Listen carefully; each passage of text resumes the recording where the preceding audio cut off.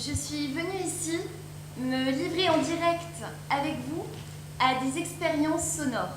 Voilà, je fais des recherches dans un domaine qui est assez vaste puisque c'est celui du son.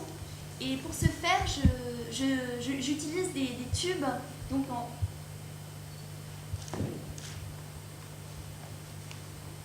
Excusez-moi, je reviens tout de suite.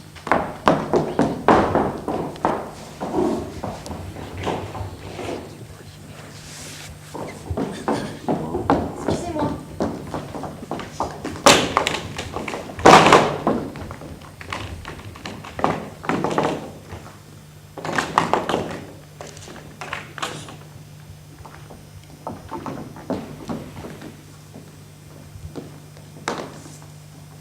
J'ai pourtant l'habitude de les transporter, mais d'ailleurs l'autre jour, il a même fallu que je prenne le train avec mes tubes parce que ma voiture était tombée en panne.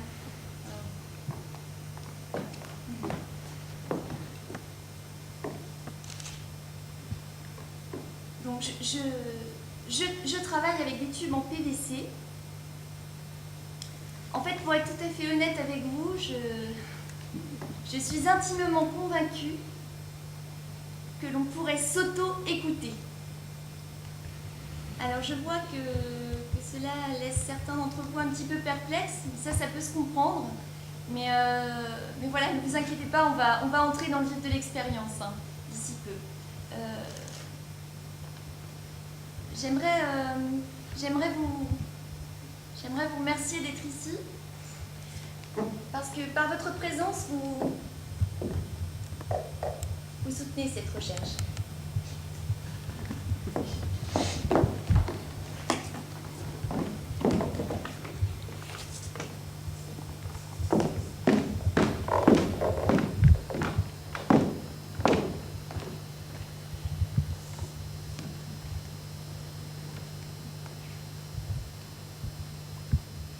Oui, alors je vais préciser avant de commencer. J'utilise donc des sections de... Là, c'est du 40. Voilà, parce que ça correspond exactement, si vous regardez bien, à la taille de ma bouche. Voilà, je suis là convaincue que voilà, ça permet vraiment à la colonne d'air de pouvoir permettre le maximum de puissance pour la voix dans la mesure où il n'y a aucune fuite.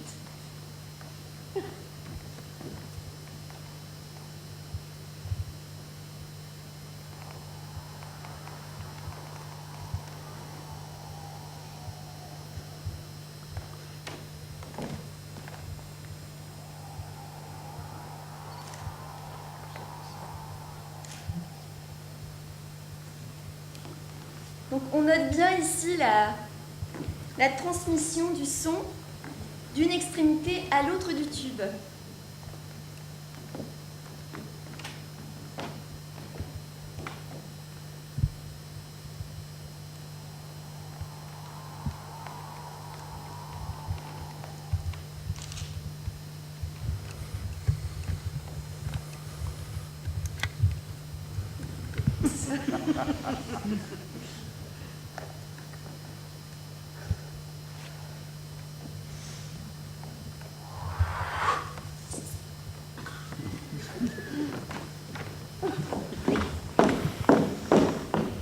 Alors, ce qu'il y a bien avec les embouts en PVC, c'est que vous en avez de toutes les tailles, de toutes les formes.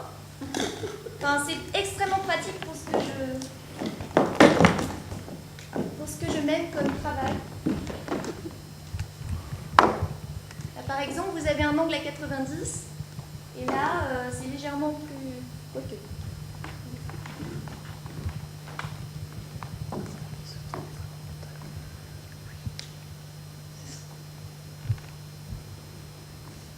Et on pourrait aussi tout à fait, au-delà du souffle, peut-être même insuffler des mots, des syllabes, des phrases entières. Hein? Oui.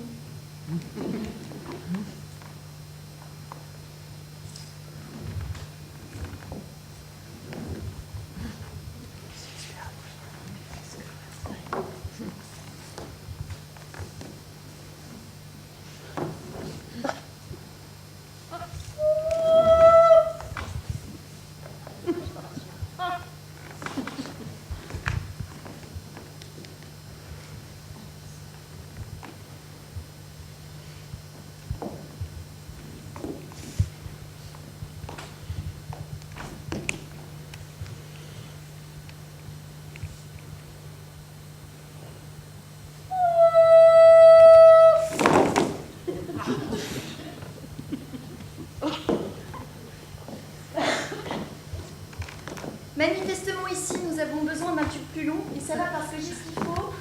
Alors.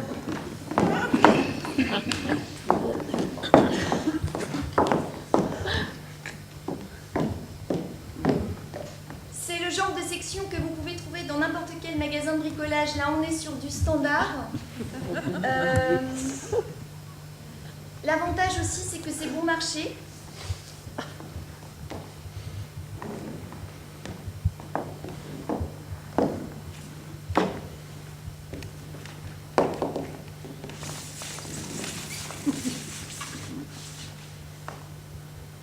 Et oui, d'ailleurs, on pourrait même, enfin, là on est dans ce théâtre, mais on pourrait tout à fait imaginer, n'est-ce pas, en enfiler comme ça plusieurs. Par exemple, je sais pas, moi, dans un champ ou... Enfin voilà, on pourrait tout à fait...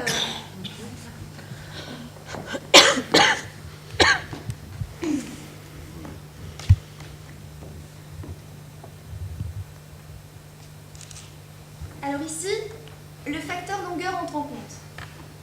Je vais donc faire en sorte d'insuffler un son qui soit suffisamment long pour pouvoir habiter l'intérieur du tube dans sa totalité, de cette extrémité à celle-ci là-bas. Alors évidemment, ça demande un petit entraînement respiratoire. Je vais...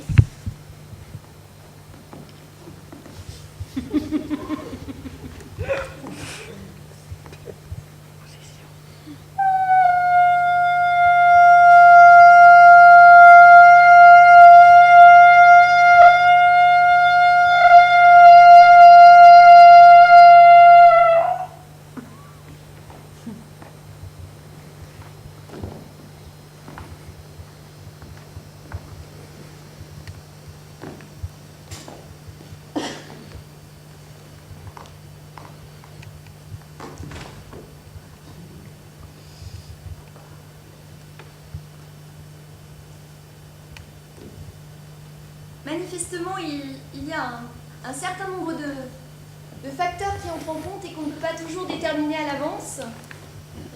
C'est un peu comme les transports en commun.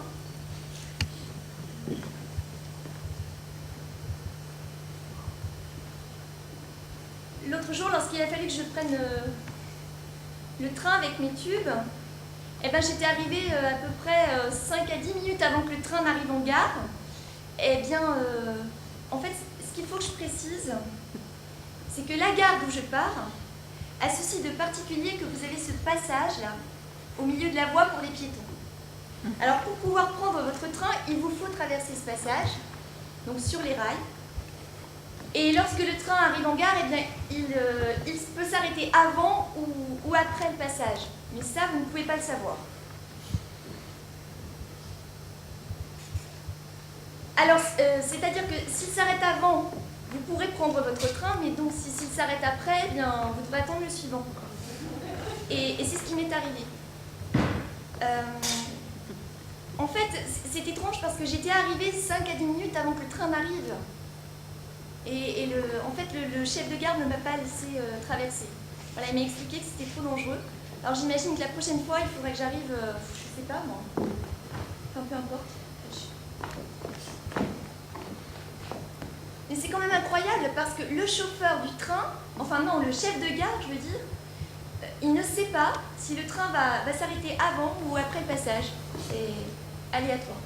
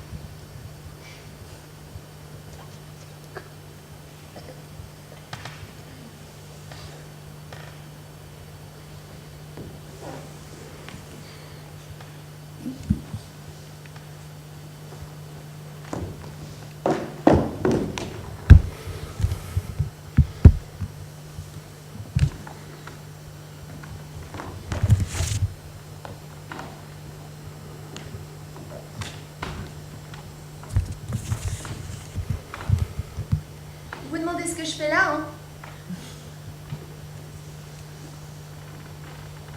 mes yeux fixés au sol comme un insecte. C'est ce que j'ai perdu de si important pour ramper comme ça. Qui sait si je le retrouverai jamais. Ce serait bien si je le retrouvais.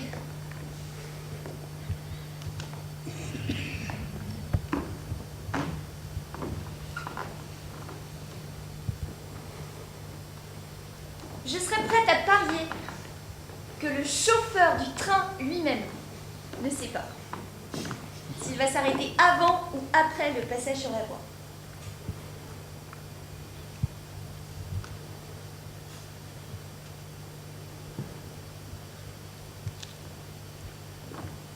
Elle peut tout aussi bien s'arrêter juste au milieu du tube. Une fois son élan retombé, elle s'arrête, elle flotte un peu dans l'air, elle se mélange à lui et elle se dépose sur le fond du tube qui l'absorbe. C'est sûrement quelque chose dans le genre. Il faudrait mettre un petit peu de pente.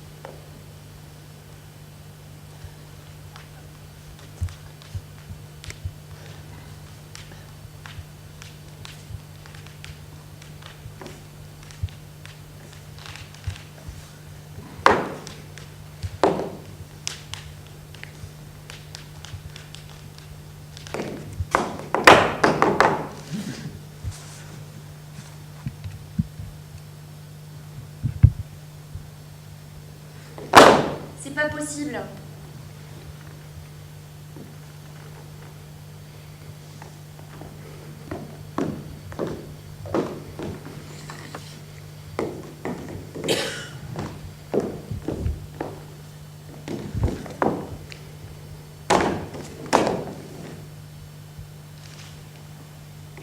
Il y a une erreur quelque part.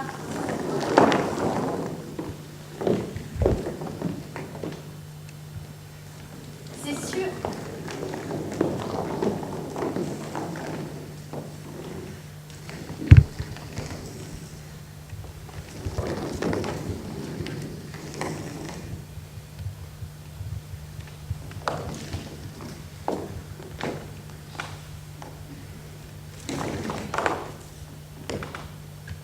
Je me trompe quelque part.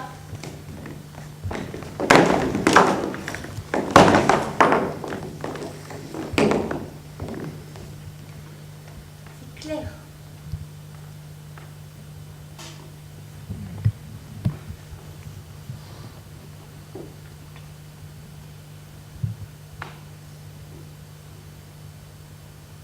Ce que je ne vous ai pas dit, c'est qu'après le train, il a fallu que je prenne le métro avec mes tubes. Le métro est arrivé, j'ai laissé les gens sortir, et au moment d'entrer dans la rame, j'ai senti qu'il fallait que je me retourne. Alors il y avait cette femme avec sa grosse valise, je l'ai laissée rentrer, et au moment de la suivre, bien la porte s'était refermée. Alors je commençais à être un petit peu en retard, mais je ne me suis pas laissée submerger par la panique. J'ai profité du temps d'attente du métro suivant pour anticiper. Le métro est arrivé. Je me suis postée sur le côté de la porte. J'ai laissé les gens sortir.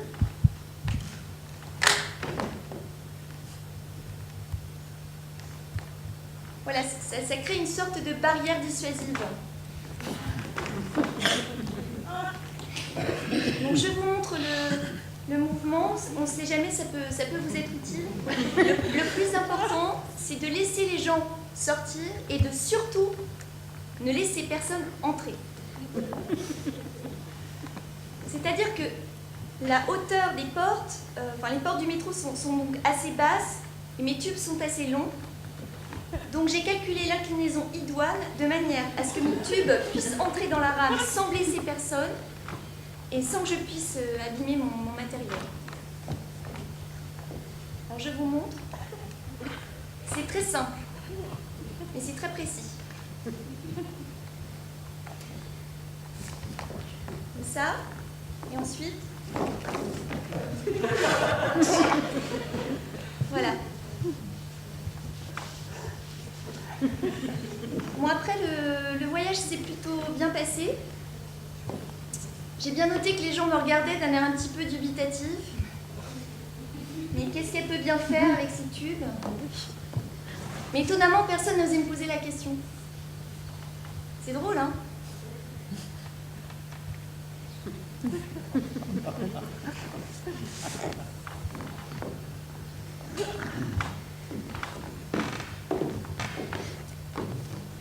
Parce qu'à l'évidence, je ne suis pas pour bière.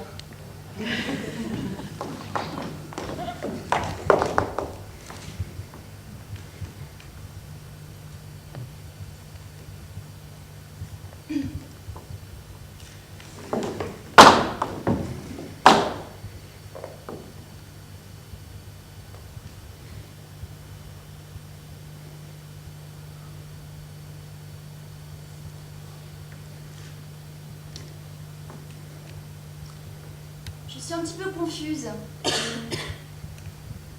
Le fait est que on sait ce que l'on cherche, mais on ne sait jamais ce que l'on trouve. Enfin, sinon on ne chercherait pas.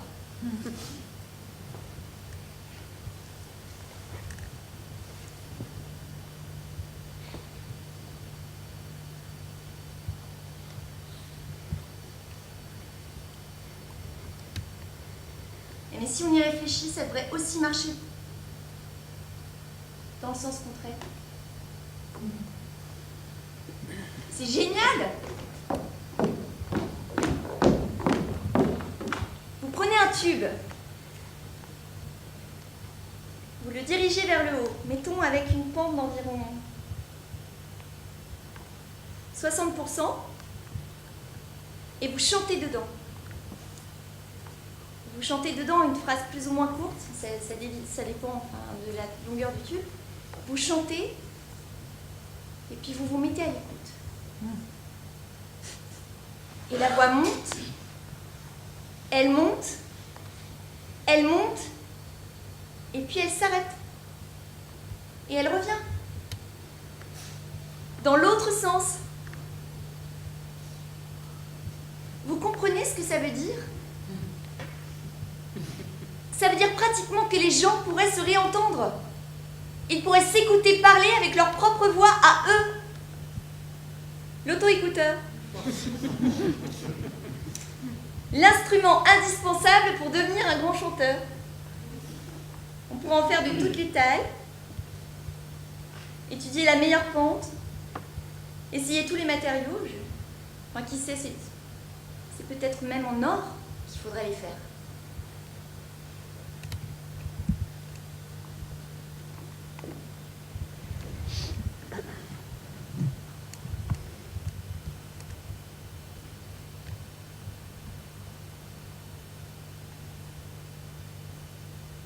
De temps en temps, je cache mes mains dans mon giron sous un châle ou une veste et je joue du Schubert. La musique défile dans ma tête et personne ne le sait. J'ai l'air d'être perdue quelque part dans mes pensées, mais je suis en train de jouer du Schubert en réalité.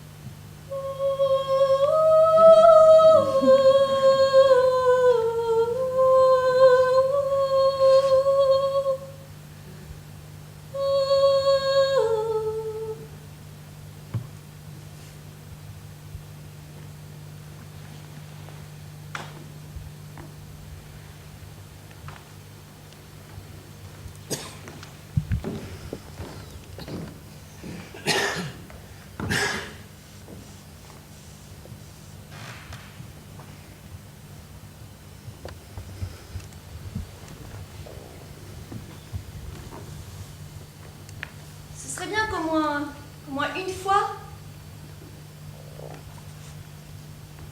fois, de temps en temps, quand quelqu'un cherche quelque chose, qu'il ait la chance de le retrouver. Simplement. Comme ça, ils disent « Je l'ai retrouvé ».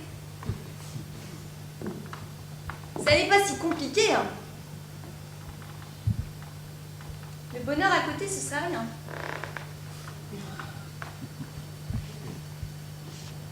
Excusez-moi.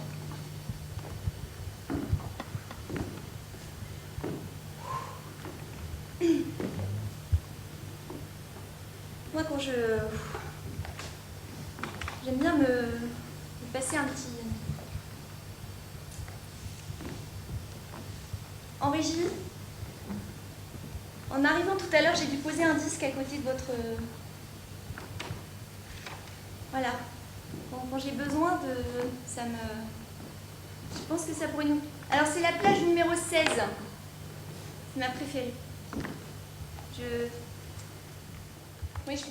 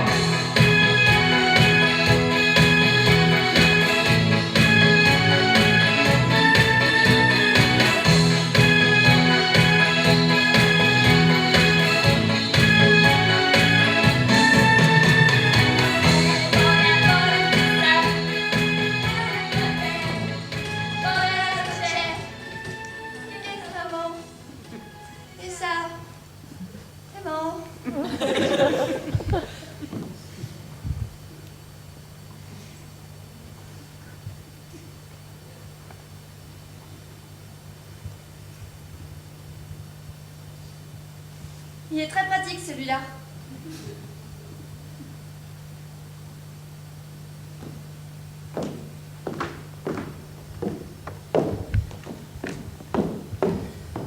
Avec son petit bout recourbé là, pour rassembler les grandes sections autour du petit, Puis avec une ficelle, vous faites un tour, vous faites un nœud, vous faites un tour, vous faites un nœud, vous faites un tour, vous faites un nœud, et comme ça, c'est vite que ça.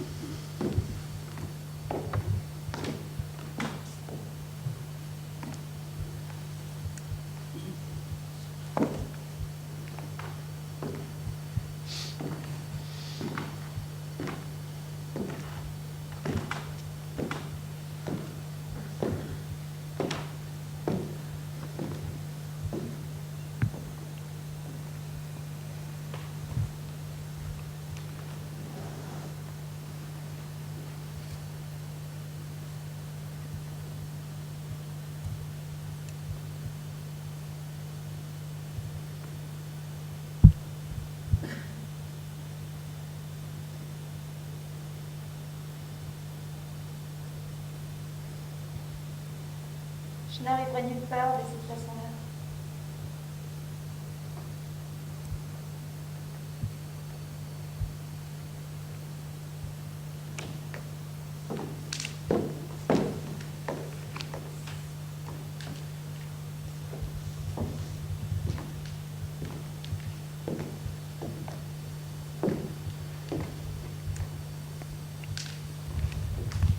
Je me suis complètement perdue.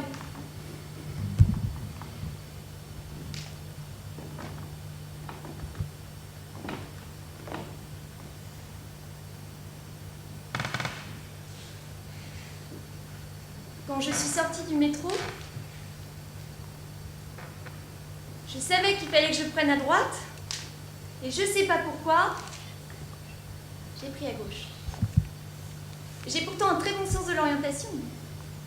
Il suffit que je passe une fois dans un endroit pour m'en souvenir toute ma vie. Mais là,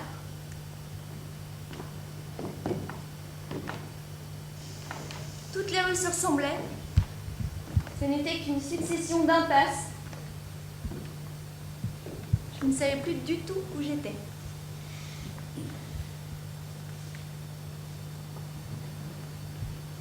Je suis arrivée dans ce square qui était tout entouré d'immeubles.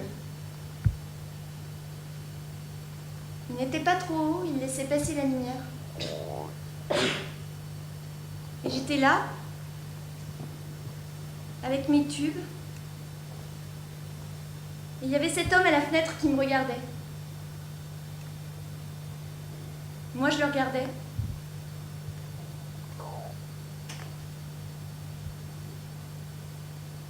Là, il y a une drôle d'idée qui m'a traversé l'esprit. Je me suis vue avec un bazooka. Et je me suis dit que si, moi, j'étais capable d'imaginer une chose pareille, peut-être que cet homme à la fenêtre aussi. Et que si c'était le cas, eh bien, il était tout à fait probable que...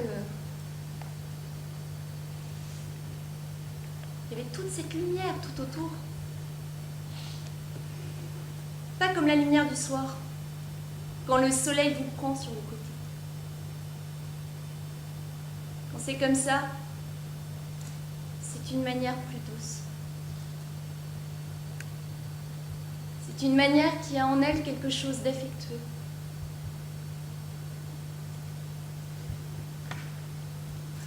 C'est ce qui explique peut-être comment il se fait qu'en général, il est plus facile de se croire bon le soir, alors qu'à midi, au contraire, on pourrait presque assassiner. Ou pire, s'apercevoir qu'on serait capable d'assassiner. Ou pire, s'apercevoir qu'on serait capable d'avoir l'idée d'assassiner. Ou pire, se faire assassiner. Bon.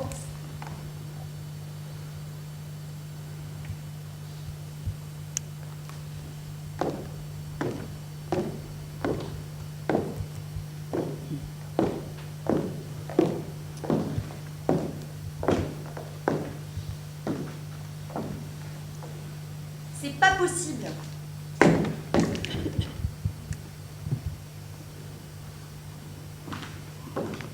Elle ne peut pas disparaître comme ça.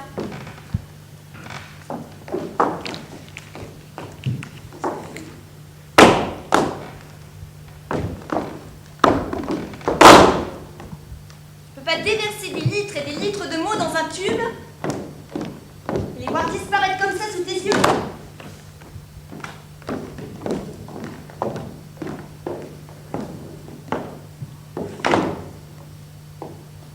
Bien qu'elle aille quelque part.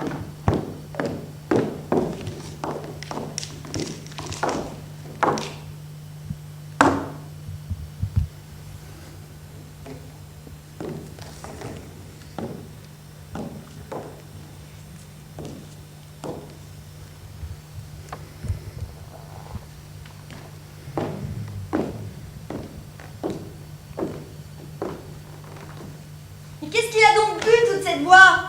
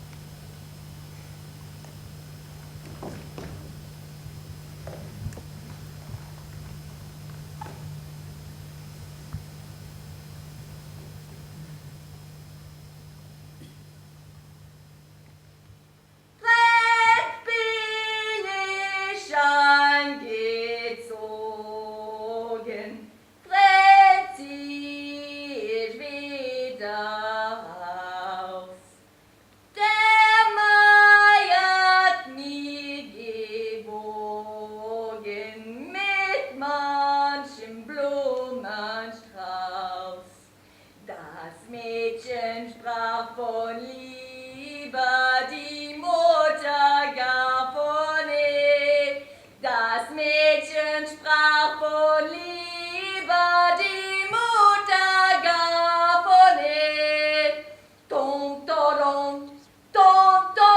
nun ist die Welt so trübe, der Welt gehüllt in Schnee. Nun ist die Welt so trübe, der Welt gehüllt in Schnee.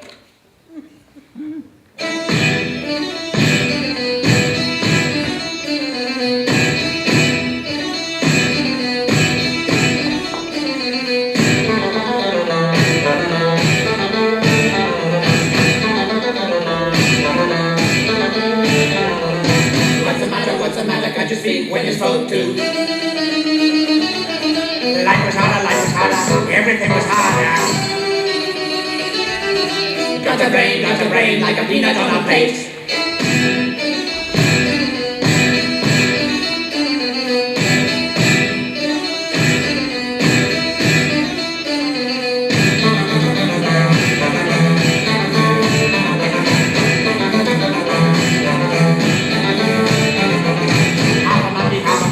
That's another mouthpiece. Talk to me like a sparrow on a tree. Look at you, you haven't got a nightmare.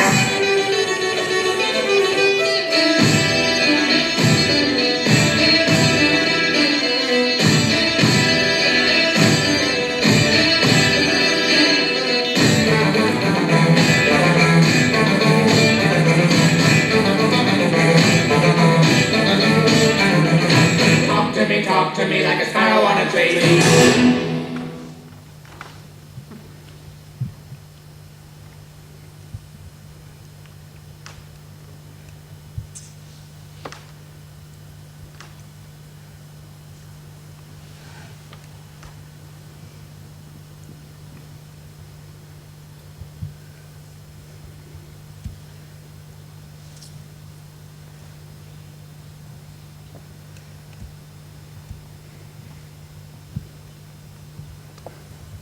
Étonnant. Comme parfois c'est au moment où vous vous sentez le plus perdu que finalement vous l'êtes le moins.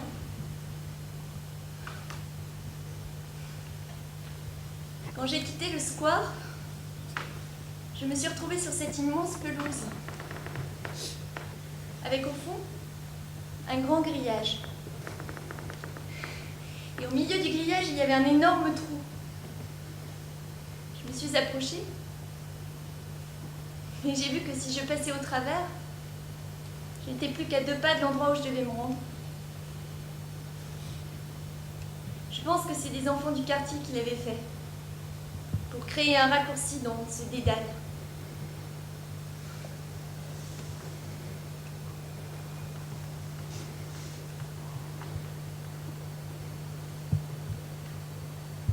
Tout serait plus simple si on ne nous avait pas inculqué cette histoire d'arriver quelque part. Si seulement on nous avait appris plutôt à être heureux en restant immobile.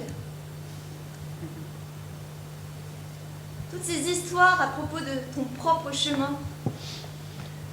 trouver ton chemin, suivre ton chemin. Alors que si ça se trouve, on est fait pour vivre sur une place ou dans un jardin public, là, sans bouger, à faire que la vie passe. Si ça se trouve, on est un carrefour. Le monde a besoin qu'on reste là, sans bouger. Ce serait une catastrophe si on s'en allait à un moment donné suivre notre route. Et quelle route ?